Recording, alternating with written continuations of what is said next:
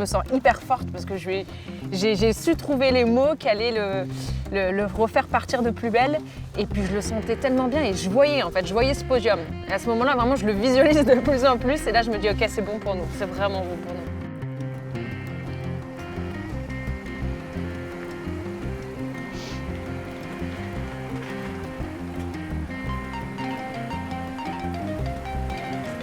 Salut Alix. Salut Guillaume. Ça va? Ça va super et toi? Très heureux de te voir. C'est ton lieu de résidence ici à Chamonix? Exactement. Pour la semaine? C'est ça. On va parler aujourd'hui d'une course qui t'a marqué, une course de l'UTMB. Laquelle? Eh bien écoute, on va parler de l'UTMB 2022. Il y a un lieu qui t'a particulièrement marqué sur cette course-là. C'est quel endroit? C'est au kilomètre 142, le ravitaillement de Trian auprès de Mathieu Blanchard. On y va? C'est parti. Tu m'emmènes?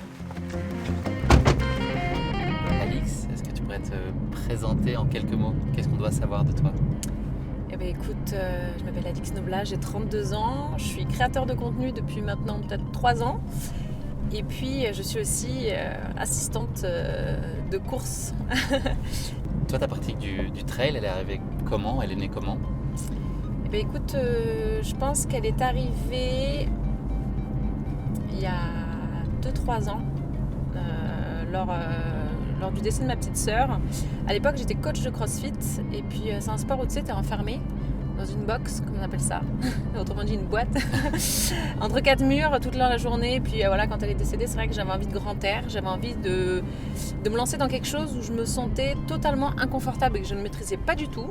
Et j'ai choisi la course à pied. Qu'est-ce que ça t'apporte dans la vie au quotidien? Pour moi, le trail, c'est une aventure. C'est limite imprévisible et je pense que c'est ce qui m'anime dans le trail.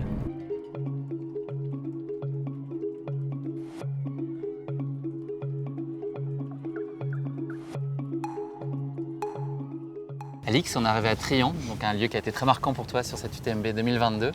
Pourquoi? Mais écoute, ça a été, je dirais, un grand tournant sur cette course, sur la course de Mathieu. Ça a été un ravitaillement très très riche en émotions et c'est pour ça que je l'affectionne particulièrement. Est-ce que tu peux peut-être en dire plus sur le rôle d'assistance? C'est quoi le périmètre, le champ d'action, les choses qu'il faut réussir à bien faire, ou en tout cas que toi, tu prends soin à bien faire? En fait, finalement, sur une course, il y a plusieurs points de ravitaillement, là où l'athlète va devoir se complémenter en nourriture, en eau. Et puis, il y a certains points où justement une personne extérieure est autorisée à venir aider l'athlète, parce que dans ces courses, parfois, on peut perdre la lucidité, on peut avoir besoin d'autres nourritures, compléments, ou même un peu de réconfort aussi. Et l'assistance est là justement pour à la fois avoir un contact humain, je dirais, pendant cette aventure qui reste quand même très à son niveau dans la performance. Et puis aussi voilà, de rebooster les troupes quand il le faut, et puis, ou de remettre dans un bon mood quand il le faut aussi. Voilà, on est là pour vraiment soutenir. Finalement, je dirais que l'assistance aussi, c'est le travail d'équipe pendant un ultra-trail. J'ai ce rituel, quand Mathieu rentre dans un ravitaillement, il faut qu'il y ait un eyes contact, il faut que je le vois, qu'on ait vraiment ce contact avec les yeux. Et c'est ça qui va définir sa façon dont il va bouger, sa façon dont il va respirer. Je le sens, son corps, l'état de son corps général. Et je vais tout de suite savoir ce qu'il faut que je fasse. Est-ce qu'il faut que je lui donne plus de nourriture? Est-ce qu'il faut que je lui parle plus ou moins? Parce que la communication, on pense qu'on va pouvoir beaucoup échanger avec l'athlète, mais la plupart du temps, ça va être plus des gestes que des paroles. Et je sais rebondir, il faut vraiment faire preuve de réactivité dans ces cas-là et ne pas rester les mains dans les poches en attendant qu'ils se sentent bien. J'arrive à jauger aussi quand c'est des courses, Mathieu a besoin que je le secoue un peu, ou bien quand il a besoin plutôt de réconfort. Et tout ça, en fait, c'est une question d'équilibre. Après, maintenant, l'assistance, c'est vrai, joue un rôle vraiment primordial, je dirais, vraiment important dans la performance.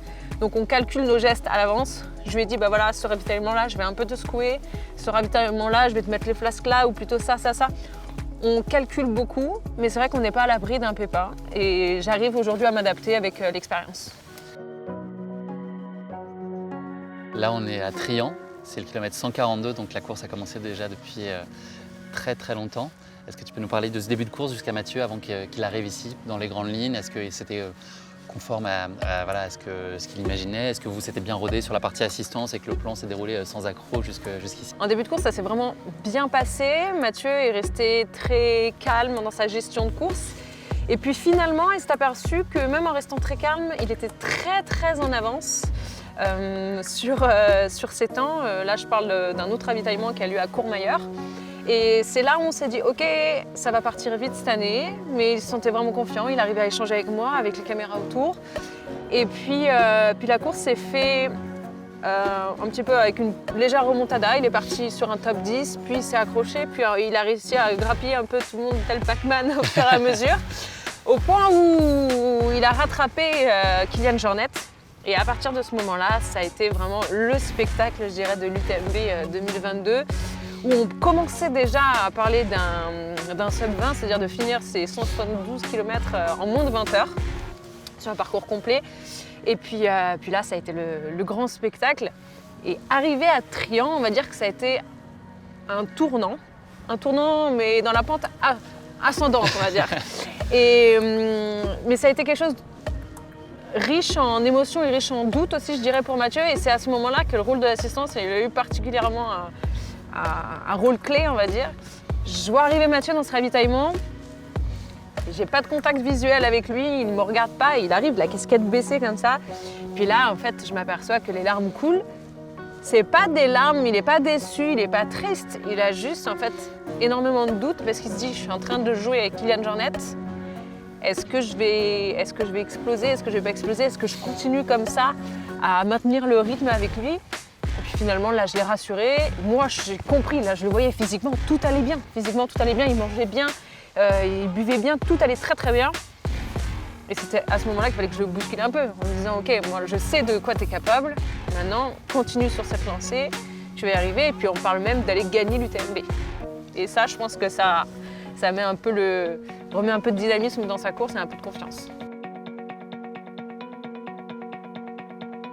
Quand je laisse Mathieu partir de ce ravitaillement, je me sens hyper conquérante. Je me sens hyper forte parce que j'ai su trouver les mots qui allaient le refaire partir de plus belle. Et puis je le sentais tellement bien et je voyais ce podium. Et à ce moment-là, vraiment, je le visualise de plus en plus. Et là, je me dis, ok, c'est bon pour nous, c'est vraiment bon pour nous. Donc voilà, merci pour ton temps et ta disponibilité. Et puis cette semaine UTMB qui s'annonce intense. Merci à toi. Je te ramène au Duster. Allez, c'est parti.